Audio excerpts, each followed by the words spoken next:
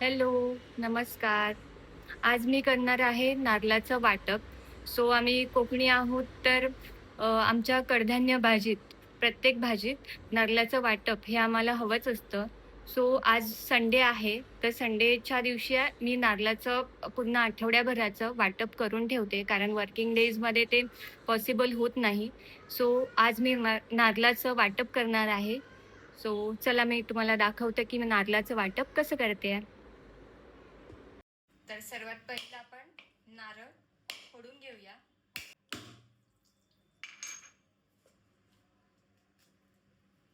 नारळ फोडलेला आहे.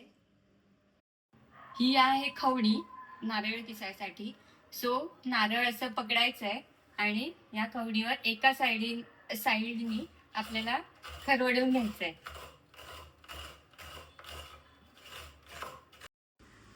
हे खोबरं मी किसून घेतलेलं आहे. त्याच्यानंतर कांदा जो आहे तो मी उभा कापून घेतलाय आणि लसूण घेतलाय. तुम्ही आलं पण घेऊ शकता.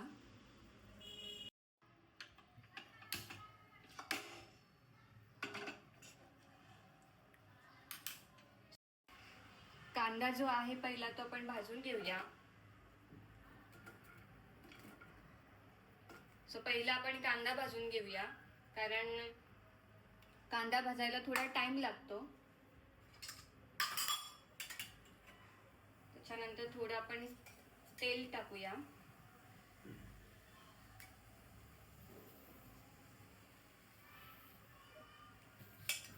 कांदा आपल्याला लालसर होईपर्यंत भाजून घ्यायचा आहे. आता कांदा जो आहे तो भाजलेला आहे, तो आपण हा काढून घेऊया.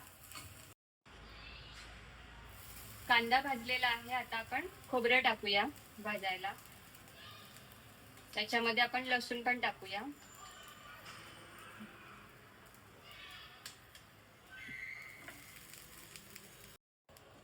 खोबरं जे आहे ते मी ओलं घेतलंय, ते तुम्ही सुकं पण घेऊ शकता. लालसर होईपर्यंत ते भाजून घ्यायचंय. खोबरं जे आहे, कांदा आणि खोबरं भाजून झालेले आहे, तर ते मी एका ताटामध्ये काढून घेते. त्याच्यामध्ये आपण ऍड करूया कोथिंबीर. हे 15-20 मिनिटं थंड व्हायला ठेवायचंय. हे थंड झाल्याच्या नंतर मिक्सरला लावूया.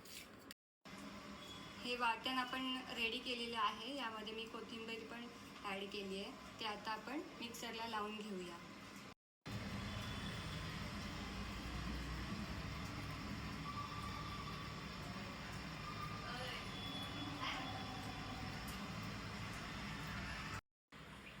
थोडं पाणी ऍड करूया आपण.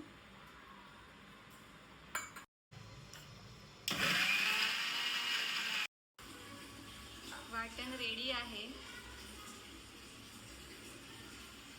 हे वाटण तुम्ही आठवडाभर किंवा 15 दिवस फ्रीजमध्ये ठेवून तुमच्या भाजीमध्ये यूज करू शकता.